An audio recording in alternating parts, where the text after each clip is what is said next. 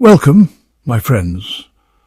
If you're fascinated by the secrets of ancient times, you're in the right place. Go ahead and follow our channel so you don't miss this video or any of our future journeys into the unknown. And if you'd like to support us, please subscribe, give us a like, and share your thoughts in the comments below. Researchers just discovered something terrifying inside the Great Sphinx.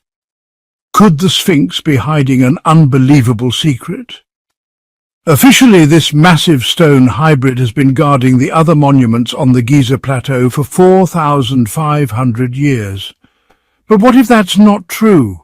What if this gigantic statue had a completely different purpose, one that leads directly to a hidden world that could turn history upside down? Today we'll uncover why the Sphinx has always been at the center of wild speculation and what some sources claim is hidden inside it.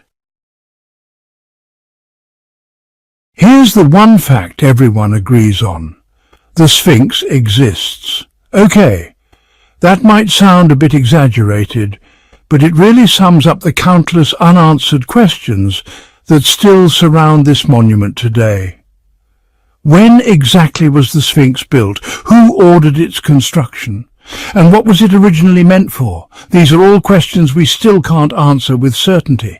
What we do know is that the legacy of ancient Egypt has fascinated experts for generations. This mystery becomes even more intriguing if we go back to 1935 and look at a jaw-dropping report that almost nobody talks about today. At that time, it had been less than 15 years since Howard Carter discovered Tutankhamun's tomb, which shook the entire world of archaeology. Soon after, another shocking story started making headlines. Rumors spread that researchers had uncovered the remains of a completely unknown ancient city buried under the burning sands of the Giza plateau. For a short while, this discovery made newspaper headlines around the world. But just as quickly, the media interest faded. Strangely, Egyptologists suddenly shifted their focus to Pharaonic tombs and treasures instead. This abrupt change is still debated today because it's extremely rare for such a discovery to simply vanish from public attention overnight. What makes the story even stranger is the claim that the entrance to this underground city lies inside the Great Sphinx itself. At this point, you might wonder if this is a real historical account, or if parts of it were deliberately downplayed. The official narrative has always denied the existence of any hidden chambers or secret tunnels inside the Sphinx, but skeptics point to a series of controversial photos that seem to show the body of the Sphinx riddled with ominous passageways and chambers. Unfortunately, actually investigating these mysterious tunnels is nearly impossible. They're either buried too deep or completely flooded. Over the years, several excavation projects were carried out around the monument in hopes of putting these rumors to rest. None of them revealed anything significant. And worried that further digging could damage the structure, Egypt's Supreme Council of Antiquities eventually banned any new excavations. Still, there was one puzzling finding. Seismic scans suggested the presence of a large, deep cavity beneath the Sphinx. Experts dismissed it as a natural formation, but not everyone is convinced. Do these images prove the existence of hidden passageways? Back on the surface, another strange piece of evidence pops up. An old drawing from the late 18th century that shows some very curious details. In it, you can clearly see a hole in the head of the statue with a man being pulled out of it. Of course, even the strongest believers in the underground city theory admit that a simple sketch isn't exactly solid proof. But then there's a more credible clue. An aerial photograph of the Sphinx taken from a hot air balloon in the 1920s. It also seems to show a mysterious opening in the skull. Speaking of the head, its proportions are another huge puzzle. Compared to the lion's body, the human head looks way too small. No one has ever been able to explain this strange mismatch. Some researchers believe the Sphinx originally had a completely different, much larger head. One of the most popular theories is the Anubis theory, which suggests the statue didn't represent a pharaoh at all, but rather Anubis, the god of embalming and the afterlife.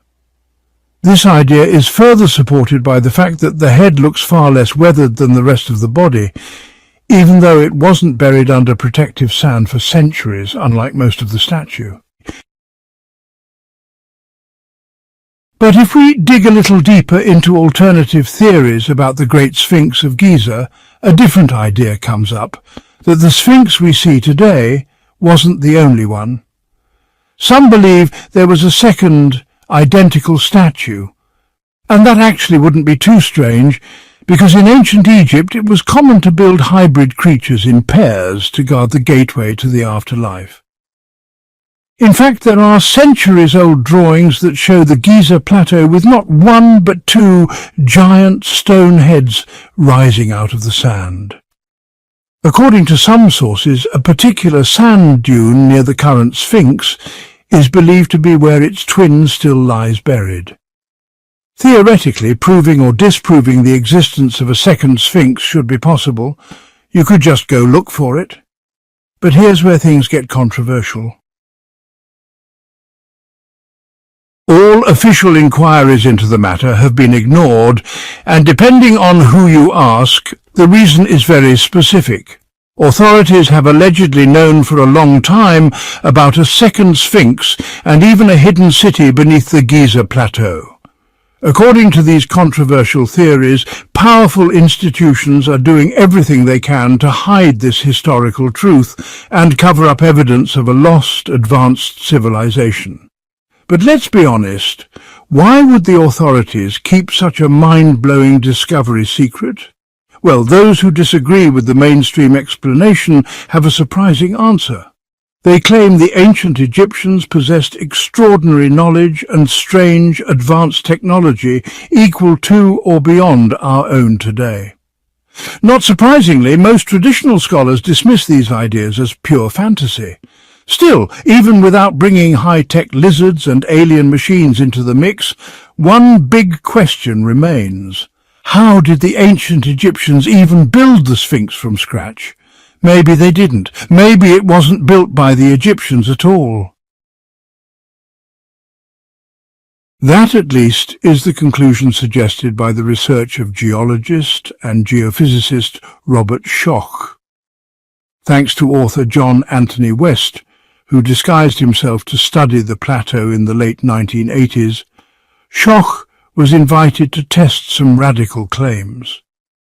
In his 1979 book, Serpent in the Sky, West had argued that the Sphinx wasn't built during Pharaonic times at all, but sometime between 15,000 and 10,000 BC, possibly by the lost civilization of Atlantis. A decade after the book came out, West teamed up with Schoch, a professor at Boston University, who set out not to confirm but to debunk West's controversial theories. But according to Schoch himself, it took him less than 2 minutes after arriving at the Giza plateau to realize something was very wrong with the traditional story. The mainstream view is that the Sphinx was built during the 4th dynasty under Pharaoh Khafra between 2570 and 2494 BC. But Schoch didn't buy that. He pointed to clear signs of water erosion on the enclosure walls and the Sphinx's body. These marks could only have been carved by centuries of heavy rainfall, something that hasn't happened on the eastern edge of the Sahara for at least 5,000 years. Even stranger, these erosion marks don't appear on any other structures on the Giza plateau. Could it have been caused by flooding instead of rain? Schoch says no, floods leave very different geological signatures. According to his calculations, the rainfall that caused this erosion must date back to around 9,700 BC. That would make the Sphinx at least 7,000 years older than what official history claims.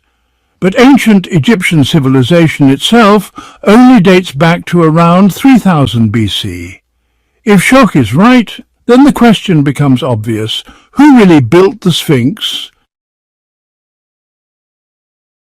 Alternative researchers like Graham Hancock think they know the answer.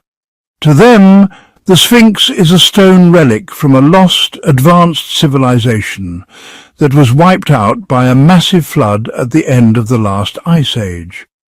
The few survivors spread across the world, carrying the gift of civilization to simpler societies. And if this mysterious earlier civilization really did carve the Sphinx, then all the later monuments of Giza were deliberately aligned to match the orientation of this ancient hybrid creature.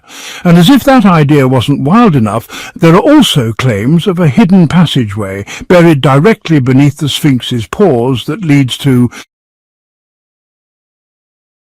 Finally, at the end of the video, I want to thank you all for listening and encourage you to follow the channel and watch future videos.